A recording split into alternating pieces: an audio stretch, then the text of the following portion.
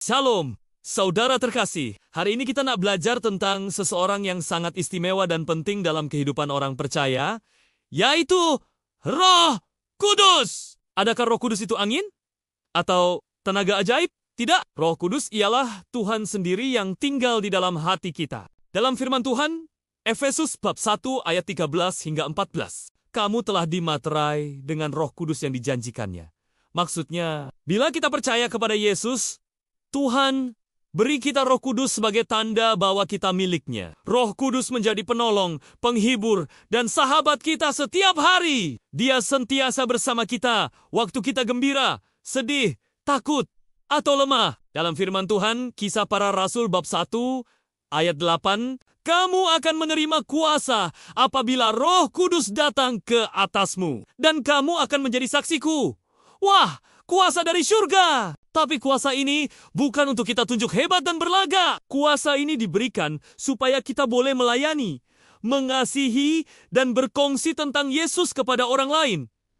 Tahukah kisah Petrus? Sebelum Roh Kudus datang, dia penakut dan bersembunyi. Tapi, selepas Roh Kudus turun pada hari Pentakosta, dia jadi sangat berani dan berkongsi tentang Yesus kepada ribuan orang. Dalam firman Tuhan 2 Timotius bab 1, ayat 7, Allah tidak memberi kita roh ketakutan, tetapi kuasa, kasih, dan tata tertib.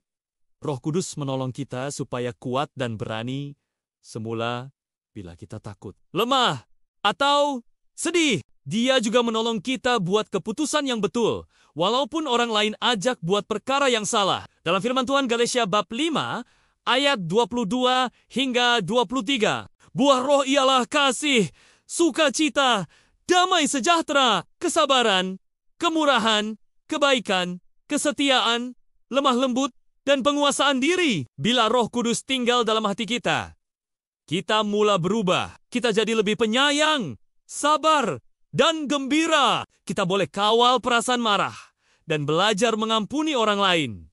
Itulah tanda Roh Kudus bekerja dalam hidup kita.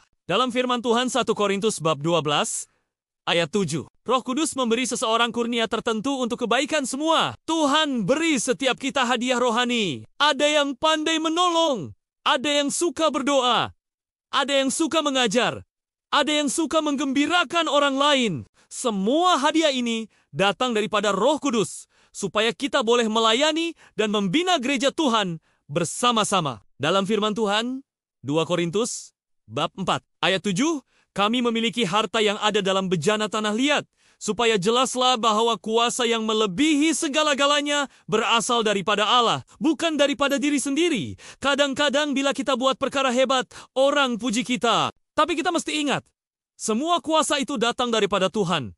Kita jangan ambil pujian itu untuk diri sendiri. Kita hanya alat yang Tuhan guna untuk tunjuk kasih dan kuasanya. Kita ini seperti bejana tanah liat yang rapuh. Tetapi Tuhan mengisi hidup kita dengan kasih, kuasa, dan terangnya yang luar biasa. Roh Kuduslah yang membuat kita kuat. Walaupun kita lemah, Dia bekerja melalui kita supaya orang lain dapat melihat kasih Tuhan. Dalam firman Tuhan, Roma 8 ayat 26, Roh menolong kita dalam kelemahan kita. Ingat ya, Roh Kudus masih bekerja sekarang. Dia menolong kita bila kita lemah, menghiburkan bila kita sedih, dan menuntun kita untuk hidup mengikut jalan Tuhan.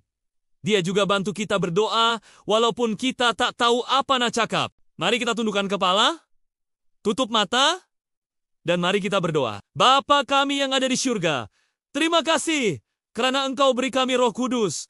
Tolong kami hidup dengan kasih-Mu, berani berkongsi tentang-Mu kepada orang lain, dan taat kepada suara-Mu setiap hari. Bila kami lemah, kuatkan kami. Bila kami sedih, hiburkan kami. Penuhilah kami dengan kuasa-Mu, ya Roh Kudus. Dalam nama Yesus, kami berdoa. Amin.